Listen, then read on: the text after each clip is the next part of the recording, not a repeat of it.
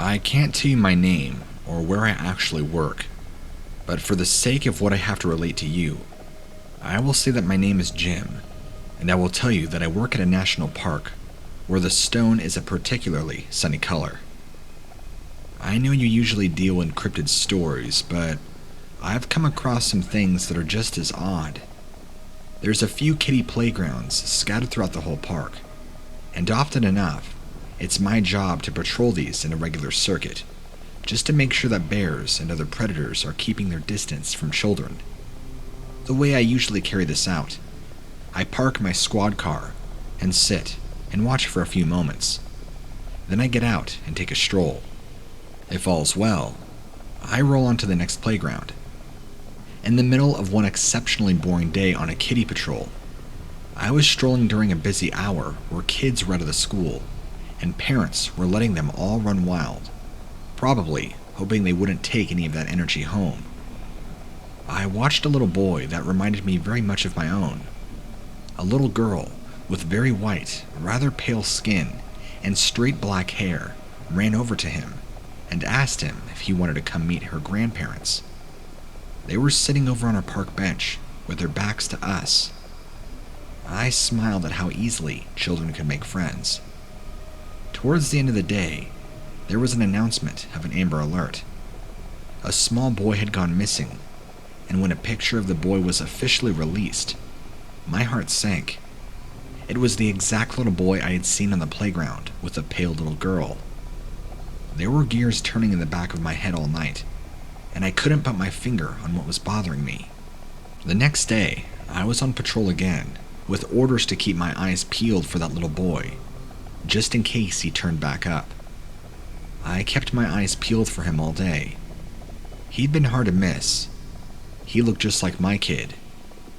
I saw the same little girl from day before, with the pale skin and darker hair. She came up to another little girl and asked her if she'd like to meet her grandparents. That's when those gears in my head began working again.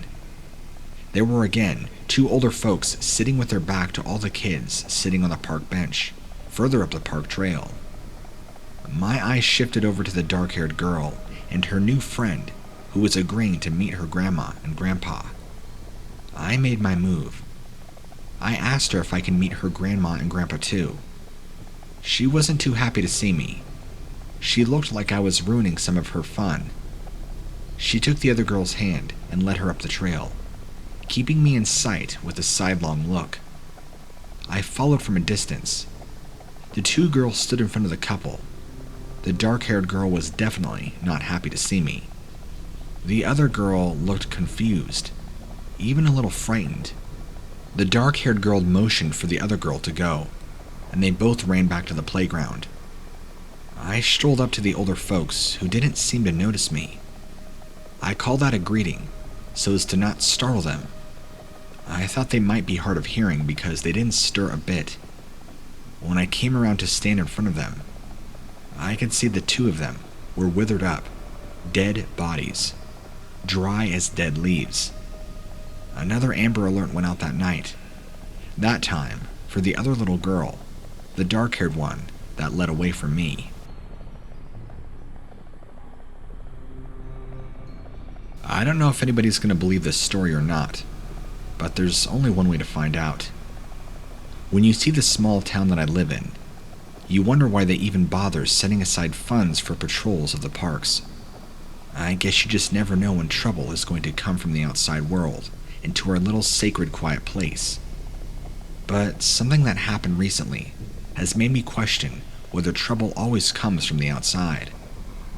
Our parks are small, but they are just big enough to have a couple of walking trails. If a day is feeling especially slow, I'll take the time to walk these trails for the hell of it. On paper, that means that I'm making absolutely sure that there's no trouble whatsoever. So, one day, I'm walking the trail, and I get a real strong whiff of something good and dead. Not unlike the smell that might come from under your front porch when a squirrel or something else has crawled away to die, maybe poisoned. But this was really strong. Strong enough to make me question the size of the carcass. Once I could tell which direction the wind was coming from, I started to follow the smell. It led me off the trail and into a thick of trees. The more crowded the trees, the worse the smell got. This brought me into a very, very small clearing that I actually didn't know existed. Here, I discovered scraps of sheet metal cobbled together into something like a shrine, complete with a peaked, corrugated roof. Small scraps were arranged into an altar. Behind it was a corpse that was set upright by virtue of railroad spikes driven through the chest and shoulders, pinning it to a large wooden crate. The legs were posed cross-legged, and the head had been removed and replaced with the skull of a buck with large antlers. Pink still stained the skull, telling me that both the head and the corpse were about as fresh. Loud flies filled the air. I don't know what to phone any of this as if it couldn't get any stranger. I saw something under the skull, lodged in the neck. Papers. They were papers rolled up and weighed down by the skull. I phoned the whole thing in and waited for dispatch. Nobody ever came. I raced a haul over it, but everyone I mentioned it to just looked at me like they didn't know what I was talking about, or they just didn't care. I called the paper to tell them about what I had found, but as soon as I told them which park, they just hung up on me.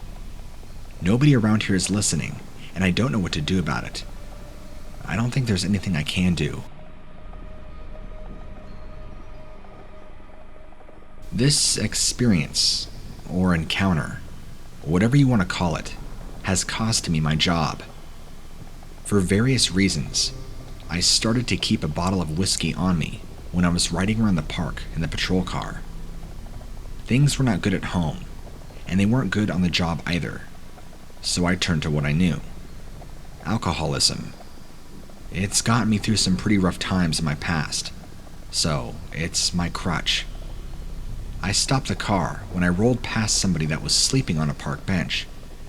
Looked to be a male, wrapped in a coat from what I could tell. When I came up to him, the smell was overwhelming.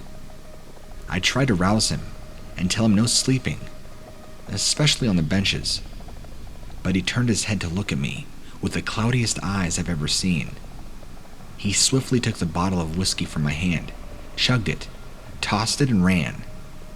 I tackled him, and I heard a horrible snapping sound. He wouldn't talk or open his eyes or anything, so I had to call this one out and tell him myself, 'cause I was pretty sure I accidentally broke his neck. The disturbing part is that even though I got busted for the alcohol and got punished, the coroner had told me that he had been dead for well over 2 days. There's no way to explain the supernatural account of this.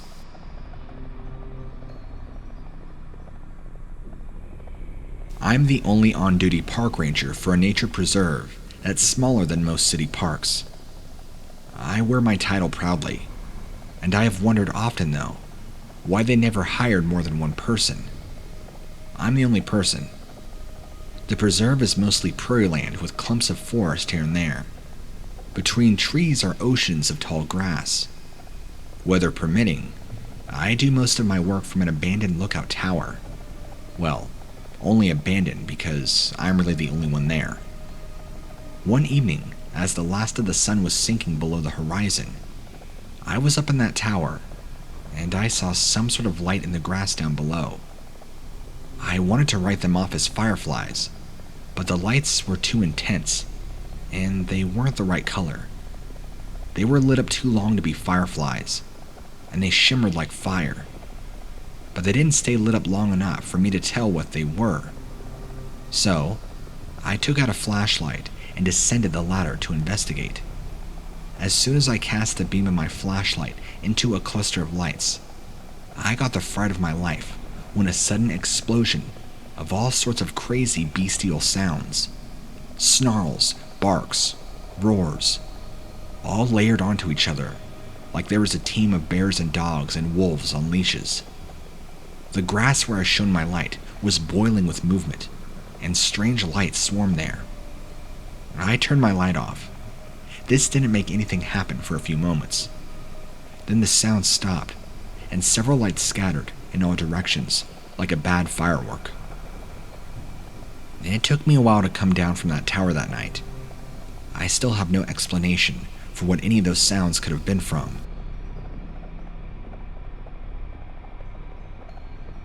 Long ago, a kid had gone missing from one of the parks that I worked at. I mean, you couldn't miss this kid. He looked like his parents had fed him 4 square meals of butter every day. I combed that park for days and found no one. But I did notice that in the distance, I kept spotting a set of antlers that seemed rather long, unnaturally long. I wondered how no hunter had gotten about to bagging a buck with a rack like that. One day, my curiosity got the better of me, and I tried to get a closer look at the animal. Naturally, it kept its distance, but I followed. Tracking it caused me to stumble upon a crude scarecrow in the middle of a glade of prairie grass. The sight of it unsettled me for reasons I couldn't place. But then the scarecrow made a few whimpering sounds. I cut the ropes and unwound the ragged cloth, and there was the missing kid. He didn't look right. He looked much worse than someone had been tied to a pole and stood out in a field. Tears flowed from his purple and red eyes as he couldn't stop talking about how hungry he was. So hungry. And the talking deer sometimes brought him other kids to eat, but it was never enough. He was still so hungry. A shriek from behind me made my ears ring. I turned to see the antlers coming up on me quickly. I could see then the patches of tan leather stretched among the curves and points of the horns. They displayed symbols that looked like they had been Native American, but they couldn't be. They were too infernal. They radiated an unsettling energy, like they were mirrors reflecting death from an evil sun. That child begged for help, but the thing with the antlers was upon him in a burst of speed, faster than lightning. And both of them were a blurred shadow that sailed over the hills and out of my sight. As if to confirm what the kid had told me, other reports of vanishing children that had been last seen in the park began to roll in. You are the first person I've shared this story with. I'm afraid that if I've told my superiors, they would begin to question if I had something to do with this missing child. I know it sounds made up, I get that, but I guess sometimes in life, truth is stranger than fiction.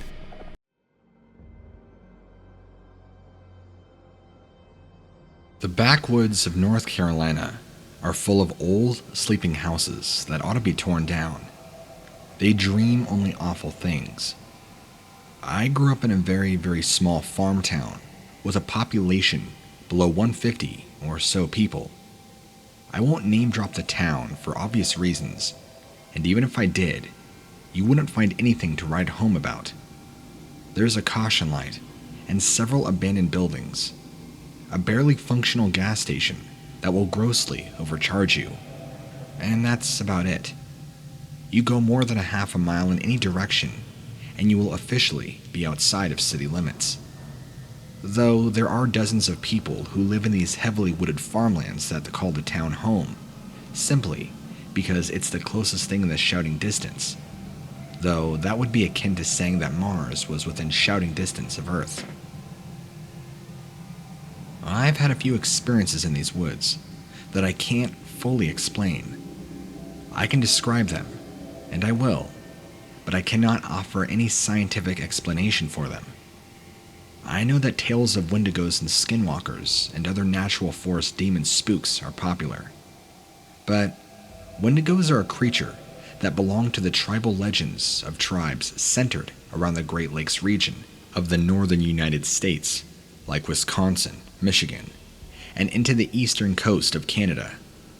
Skinwalkers are exclusively tied to the Navajo religion and Navajo grounds, which are in the deserts of the far west of the US.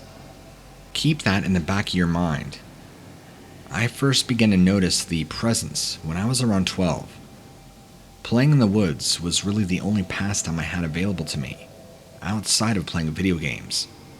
But video games got old rather quickly.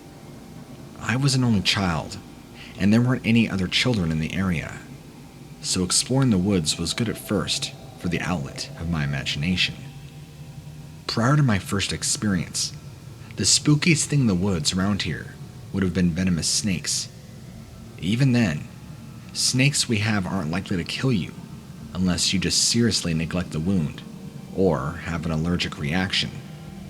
Aside from them, the largest predators we have are coyotes, which are mostly afraid of humans, and the rare cougar that happens to be passing through, which is so infrequent that it isn't worth worrying over. So, the first day in question was a normal summer day. I was out hiking, collecting rocks, building forts out of sticks.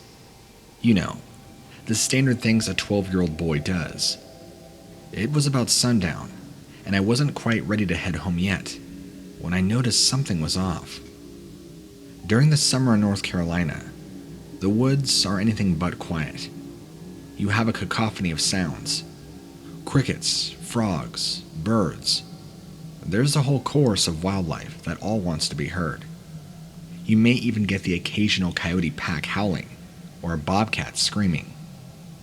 The point of this is the woods are far from quiet, and sudden silence in the wood in these times is not an accident. But that's precisely what I noticed. All the noises had stopped.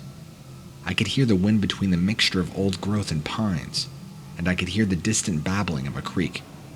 But that was it. This was strange to me, but at the time, I didn't realize what an ill omen was in and of itself. I actually remember thinking that the water sounded peaceful and walking deeper into the woods to listen to it better. As I did, though, I began to get this overwhelming sense of foreboding. It wasn't the standard, I feel like I'm being watched. No, I didn't feel any eyes on me, or feel like I was being followed, or any of those standard paranoias. This was like, have you ever stayed at a party too? You know, you get there at 9, and now it's 2 a.m., and suddenly, you realize that you don't know anyone who is still there. You also didn't see this new guy come in, but he's glaring at you. And come to think about it, so was that girl in the kitchen. You've overstayed your welcome, and it's probably time to go. That's exactly what I felt like, even if I lacked the metaphor to express it at the time. The air itself felt heavy. Everything in my mind and body was screaming at me that I needed to leave, that this place was not mine anymore. It had been fine in the morning hours, but now, this was the domain of someone or something else, and I wasn't welcome. I remember feeling as if the trees were warning me, leave or else. So I did. Initially, I walked, but by the time the sun had begun its descent and the sky had begun to darken in the twilight, I was jogging. I never broke into a full-on sprint. I don't know why, but I felt showing too much fear was a bad idea. Eventually, I made it back to the road and looked back to the woods. I didn't see anything, but that's when the feeling of being watched set in. I felt that there were eyes just beyond the tree line and out of sight, and that were staring right back at me. I went home and pushed the experience out of my mind as best as I could. From then on, I made it a point to always be out in the woods by dark, or to have a firearm with me if I knew I was staying later. I should note to you that there were several times after that I wound up in the woods at dusk, but did not have this feeling return. There weren't any special circumstances that seemed to summon it. Just sometimes things were fine. Others, I all but sprinted for civilization. I didn't have any more overt experiences, however, until years later. I don't know what the catalyst was, but the activity ramped up dramatically in a year's span. The first was like this, and was in October of 2018. And since then, the woods have gone from a home for the occasional unsettling experience to a place of actual danger and terror. I went camping with some college friends of mine during the October in question. In total, There were just 3 of us, and we're mostly roughing it. We had a tent, but we chopped our own firewood, and all of that jazz. We had camped pretty deep in the woods. It was dark by the time we were fully set up, and had finished cooking. We ate, and then we proceeded to get very drunk.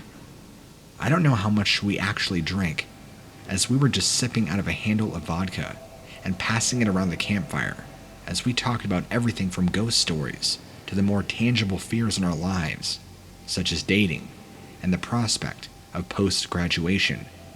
This went on well into the night, with the stories growing more nonsensical and the laughter growing louder as the bottle grew lighter. By around 1:30 a.m., it had grown deathly cold. I decided that was night for me, and I was going to get into my sleeping bag. The other 2 weren't ready to sleep yet, and one of my friends, we'll call him Frank, decided he wanted to smoke a cigarette. Meanwhile, the other friend, we'll call him Tim, decided that this was a good time for him to go climb a large rock, about 70 or so yards away from the tent. Frank begrudgingly goes to supervise him while he finishes off his cigarette. So they're both a good 70, maybe 80 yards away from the tent. I'm now in my sleeping bag and trying to fall asleep, and I could hear them laughing and talking, and it's obviously far away. It's right at this time that something heavy slams into the side of the tent. Heavy enough that I'm surprised the tent didn't actually collapse. I didn't move. I was drunk, but not so drunk as to not realize that whatever was out there didn't stop to borrow a cup of sugar. That sense of dread filled me at once, and even though I had my shotgun with me, I couldn't bring myself to reach for it. I felt staying still was a much safer approach. I heard something breathing. It wasn't human breathing though. This was loud and weirdly wet sounding. It wasn't sniffing or anything like that, just deep breathing. This only went on for a total fewer than 10 seconds, and all at once, it was gone. No footsteps, no banging on the tent, no gradual decline in breathing. Nothing. It was gone. And Frank and Tim had never seen that it was there, let alone what it might have been. It's honestly probably best they didn't. They stayed up a while longer before turning in. I woke up first, stepped out to see if there were any footprints, and there weren't. But there was something much more ominous. The entire clearing we were camping in now had, scattered throughout the grass and early morning frost, circles of bones.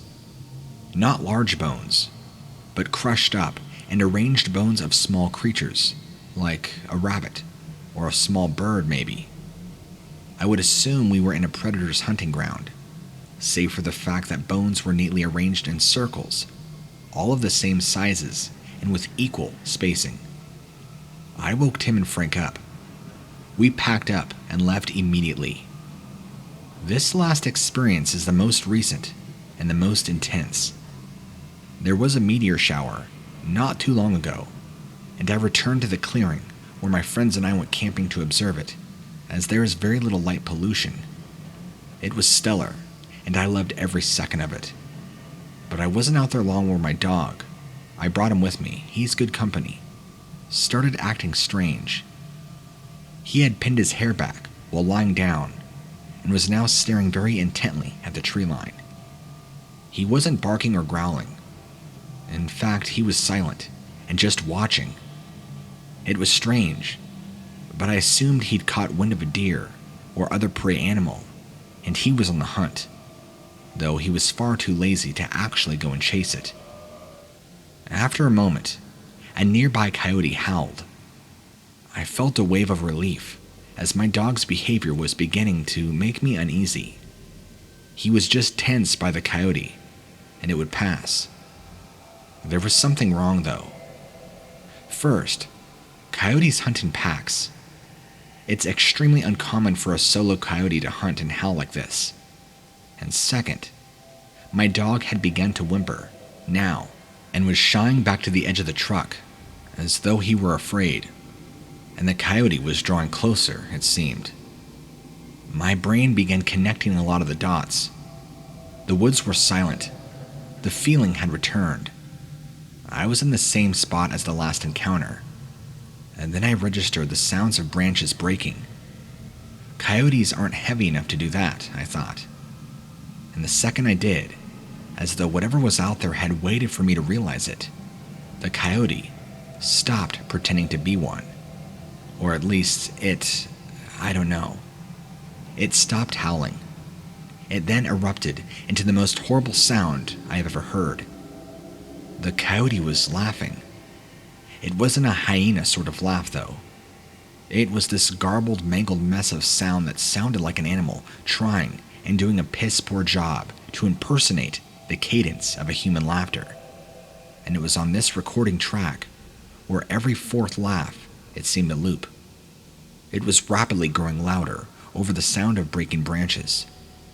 I frantically jumped up, grabbed my dog, and fumbled for my truck keys to get out of there.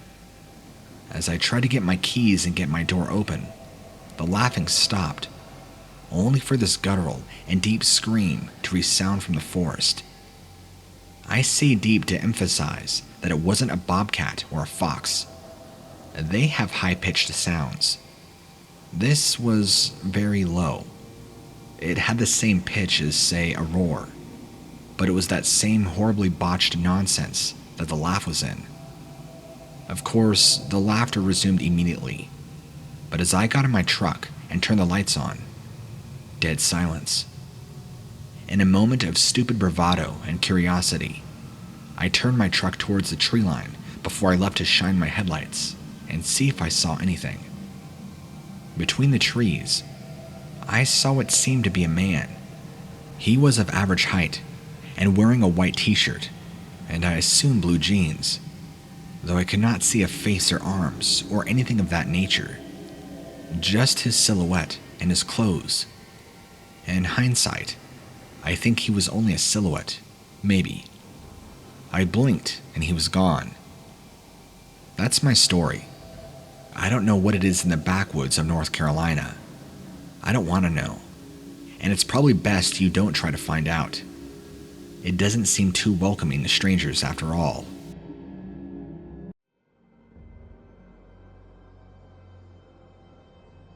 I used to be a huge lover of spelunking and caving altogether, but since this experience, neither me or my friend really have much of a taste left to go back. There are cavern systems all over the world, most notably in the Northwest, the Southeast, and even the Southwest. Specifically, New Mexico and Arizona have an amazing vast cavern system underneath that interconnects and intertwines for who knows how many miles. It's pretty crazy, and while that's all good and fun, part of the fun of caving is exploring new caves and new entrances that lead to different caving systems. That's the whole fun of it. So, you guessed it, me and my friend set out on an adventure to find new caverns to explore. We did this by exploring the vast New Mexico and Arizona desert, trying to find any entrances we could, or anywhere that we might suspect might lead to a new cavern system. Well, we found quite a few, but many of them weren't very deep, or if they interconnected, parts had been caved in on, which meant they were dead ends, so it didn't take us very far. That is, until we found one, which we spent all day looking, and didn't find anything, until we stumbled upon this system. I do believe that at some point, all tunnels and cave systems interconnect, but on this trip, we really didn't get the chance to test that theory out. We came across this entrance far in the wasteland of the desert. We were very confident that this entrance surely led to another caving system that intertwined with any close-by system around. Through many twists and turns, we kept going and going, until we got to a portion of the cave where we could start to hear a low rumbling noise. By the way, before I continue, if you end up reading this, anybody who gets to explore the caverns of the southwestern desert area, it's absolutely gorgeous. In fact, there are many tours you can take that lead you through tourist attractions all through these caves. Absolutely beautiful, and if you're into spelunking, I highly recommend you check it out. If you're a solo adventurer, it's also worth checking out. But again, after this, I think my friend and I have had our fill for a while, even in the COVID craziness. So, we're about 40 to 45 minutes deep in this cavern system, and at the time, we were in a very small chamber when we began to hear low rumbling noises, or at least that's what it sounded like. In that moment, I thought we might be underneath the road. It only made sense. But then as I listened more, and as the noise continued, the noise was coming from a chamber up ahead, and not directly above us. Something large in shape began moving towards us in our direction. That rumbling noise we were hearing now turned into a growling, guttural sound. We started booking it back towards the entrance, which was a long way, since, like I said, we were in there for probably about a good 40 minutes. Even though we couldn't exactly see what this was, something big was moving in our direction. You could hear it, and whatever it was, or whoever it was walking on 2 feet. Because of all the rocks, debris, and stalagmites, we couldn't really see what it was, but we could hear it was very heavy and moving very quickly in our direction.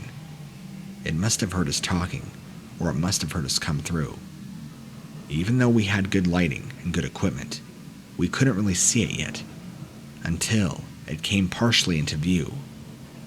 Whatever this was appeared to be pitch black, and had these glowing white orbs for eyes. At least that's what we saw. It scared the living hell out of both of us. We thought that it was right there, that this is going to drag us down to the pits of hell, and we'd be gone forever. I got goosebumps. In fact, I got them right now, just as I'm recalling this story to you, living in the moment of fear and panic. I can't even begin to describe to you the adrenaline rush that was pumping through both of our bodies. It was enough to move us quickly through and get back to the cave entrance. At some point, whatever it was chasing us had stopped. And if you know anything about caving, it isn't just as easy as running back to the entrance. There's a lot of sections and tunnels where we had to get on our hands and knees, or squeezing through tight spaces. Of course, it all depends on the cavern system you go into. Either way, whatever it was stopped following us at one point or another, and we couldn't hear it coming anymore. We eventually made it back to the entrance of the cave, and in that case, we quickly got out of there and fled. Me and this friend of mine have gone caving so many times before and have never encountered any living animals, other than maybe albino crickets or things like that. Spiders, bugs, and insects are common in caves, and it shouldn't be as a surprise. But animals, especially ones of significant size, are a rarity. It's not like we stumbled into the den of a bear. And besides, bears, to my knowledge, don't live in the desert. At least not the deserts of New Mexico and Arizona. So what exactly is it that we stumbled into? What could be living that walks on 2 legs, that is totally pitch black, and gives off a terrible vibe, that lives in the New Mexico cave system? I'll try my best to really recount and give you the best description of what it is that I think we saw. Because we only got a partial view, it's hard to say. Like I told you, it was pitch black, so that I never really saw any hair or any definitive shapes. It was just large, upright, and walking. One thing I do remember, though, very distinctly, was it was breathing very heavily, kind of like a noise. It's hard to describe, really. Just try and think of a person who has smoked a pack of cigarettes every day of their life and was wheezing very heavily. Now take that and pitch drop it quite a bit. It was very deep, guttural, and not only was it growling, but it was accompanied by that horrible wheezing. Again, I don't think we really ran into a cave monster, because that just sounds too fictional for me, even though I'm the one that experienced it. But whatever it was, I just don't get the sense it was human. And then those white eyes, I have no idea what to even think about that. I kind of feel much safer now that me and him don't go caving anymore. Even though it was a huge passion of mine, I just can't get over the fear that we would run into something like this again. I mean, if that thing was living down in that cave, who knows what else we would run into? Maybe something worse. And I'm telling you now, I'm not willing to find that out.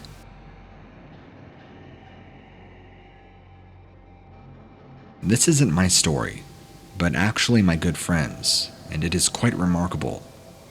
Well, he does a lot of solo camping, and in this case, which was about 15 years ago, got lost while exploring around in the Ozarks.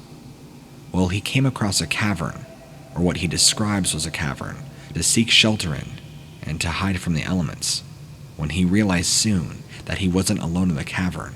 What he described to me, and I'll try my best to accurately relay this to you, is that he was chased out of this cavern by these large, hairy beasts that were upright walking, covered in hair, and walked just like men. There was about 3 of them, and they charged him out of the cavern from one of the lower levels of the cavern he was in. It about scared him to death, and he tells me that when he went in there, he didn't hear anything right away, but then that's when he could hear the ground around him shaking, and it getting more and more intense. And that's when he realized something, or these things, were running towards him through the large cavern opening. And that's when he told me that he turned his head right and saw these things approaching him, running at him at a very fast pace, causing him to run for his life and to jump up a tree to try and keep himself alive. Whatever these hairy things were, what he describes to me now and what he believes is that they were Bigfoot and that they were inhabiting this cave. I want you to keep in mind, at this time he was in the middle of nowhere, miles away from anything, out in the Ozarks. There wasn't a soul around, and he had no idea where the nearest trail even was. And because it was about 2005 or 2006, cell phones were still much more in their infancy, and so there wasn't really any service around that he could contact anybody for help. He ended up getting rescued about 4 days later, surviving off just what little rations he had left. That story, the portion I told you, is just a very small portion of his entire survival story out in the Ozarks. But that has nothing to do with what I told you about. I just thought I would tell you about the snippet, because that's what was really interesting. Maybe I can reach out to him and have him contact you, and that way he can tell you it from his perspective in full detail, exactly what he saw and what happened when he ran into that cave, because he tells it far more exciting than I can, and he's going to recall a lot more details. Anyway, I hope you enjoyed this. Have a wonderful day, and stay safe.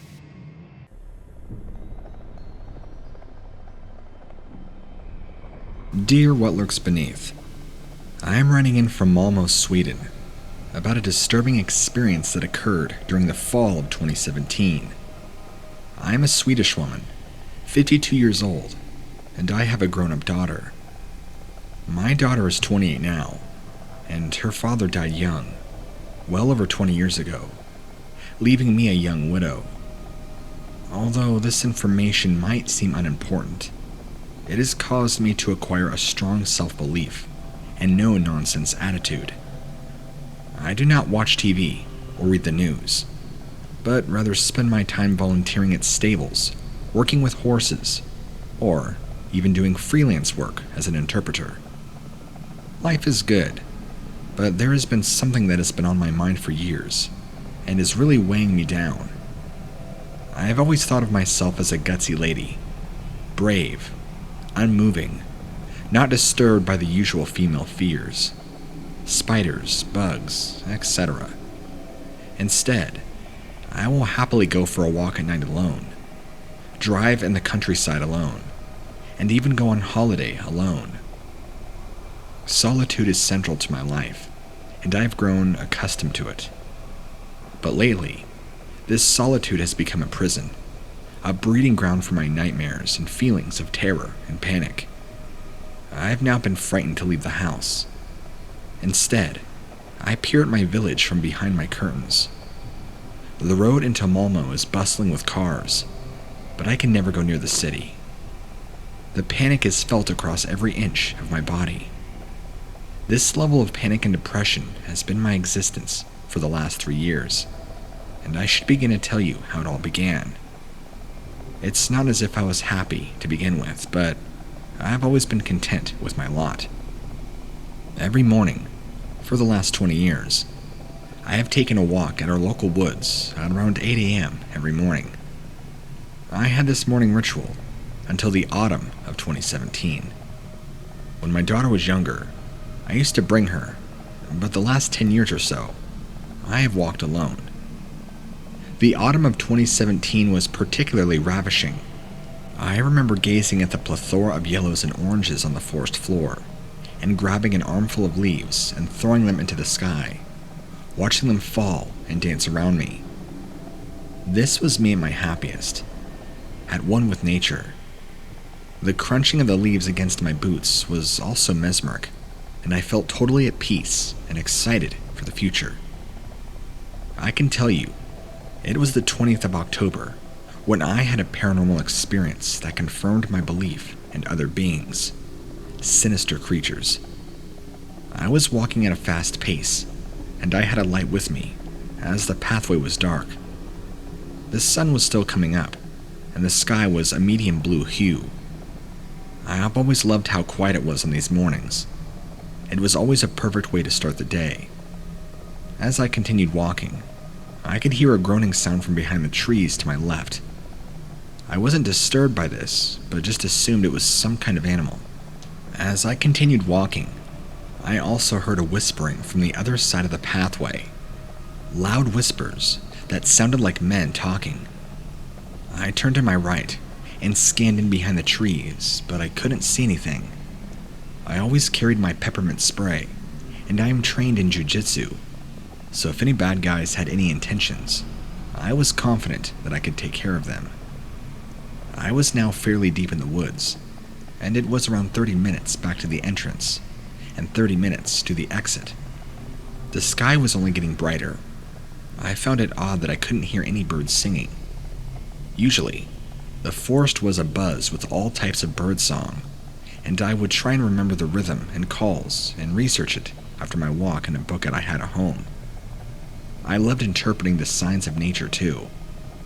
I would arrive home and tell my daughter what the weather was going to be like next week, judged on the direction of how the wind was blowing or the color of the foliage. She would just roll her eyes and call me a tree hugger. And well, she was right. I never felt more like myself when I was walking in that forest, immersed in Mother Earth's glory. But this morning, there were no birds singing.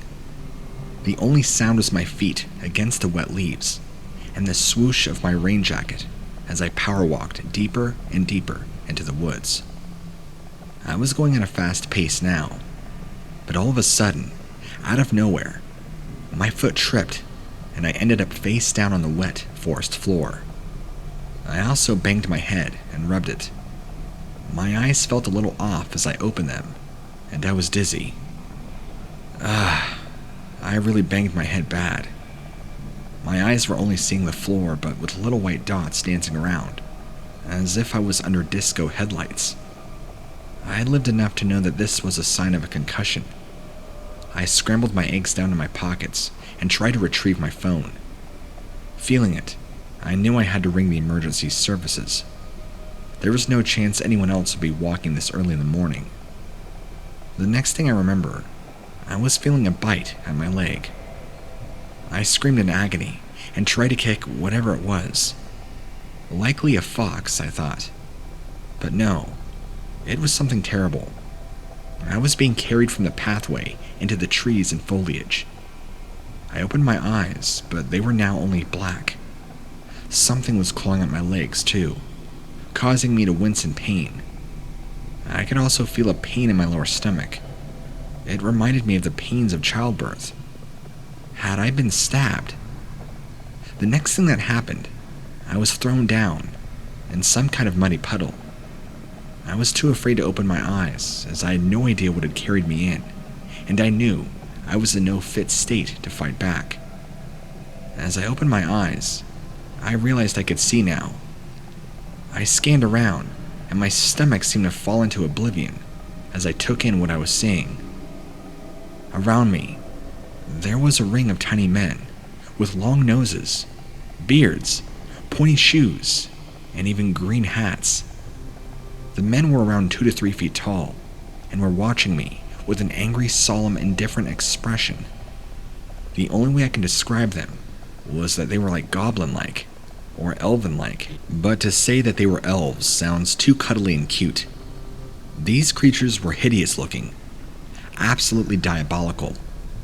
I began to wonder if I'd given myself a bad concussion and was now suffering hallucinations, but the imagery around me felt all too real, and the physicality of what I was feeling was also seeped into reality. This was happening, and I felt sick to my stomach. "Help," I remember muttering, but the words came out in pitiful gasps. I remember thinking about my daughter and how she would never know what happened to her mother. I was told I must not come here again, one of these things said, telepathically. It told me if I did, I would pay. I tried to answer to this thing, but the next thing that happened, I woke up in the car park of the forest. I looked at the reflection in the car and had scrapes and cuts all over my face. My hair was filled with twigs and debris, and as I looked down at my trousers, I realized I had peed myself. I raced into my car and drove home. Driving home, I was ranting and raving. I could have swore I saw one of those creatures in my back seat. I screamed maniacally and had to slam on the brakes as I was about to crash into the back of a lorry. And what had the goblins said about my husband? Andrew was 30 and died in a car accident all the way back in 2000. Had he been killed? My heart sank as I knew Andrew had the same ritual as me, but he went an hour earlier, at 7 in the morning. He had the same experience, but had been killed, clearly. It was too horrendous and unspeakable to think about. Telling my daughter about what had happened was nearly harder than the experience. She thought that I was crazy, that I had dementia, or that I was making it up for attention. It was the most heartbreaking thing to have her call me demented. I also tried to reach out to a few close friends, but they advised me to speak to my doctor and told me that stress and loneliness can cause people to see things that aren't there. I wasn't stressed or lonely, I told them. I saw something terrible, and I need you to believe me. Just one person to tell me that I'm not losing my mind. All I can say is that everyone thinks I'm crazy, and it makes me feel like hell. It's the loneliest feeling in the world, to be honest. But as I sit here, I know what I saw. Most days, I feel like a ghost, watching life happen from behind a glass mirror. I feel like I violated something in the forest, that I disturbed another world, and that world now had to kick me out. I've heard about fairies being possessive, but I've never thought about goblins, nor did I ever believe in such a ridiculous sentiment. I can't describe to you the fear and terror I feel on a daily basis. I live just a short drive from the forest, and I can see the tips of the trees from the top of my bathroom window. I know it's a means of self-torture, but sometimes I go up there and look out at the glimpse of the forest, imagining myself there again, violated and all alone, about to be sacrificed. I wonder, has anybody else had an experience like this? I'm just too afraid to reach out. My doctor has not been confidential, and now people around me think I'm crazy. It is a terribly lonely feeling that I live with every single day. I just hope that writing this experience in helps me. And not just me, but other people who can get in contact with you, and perhaps enlighten others about what they saw. Perhaps these are not vicious at all. Maybe it was my misinterpretation. But I just think of their cold eyes, watching me, treating me like a prey, a wretched thing on the forest floor. My daughter stopped speaking to me last year. She couldn't deal with my constant rants about what had happened. I dream about going back up there with a shotgun and shooting every last one of those fuckers. How dare they cause me to descend into madness, because that's what my life has now become. Sheer madness and misery. I have not washed my hair in 6 months. I look like a wreck. Neighbors turn away from me, and children are now frightened. I've become something else entirely. I don't know what's even happening to me anymore. I'm losing my mind.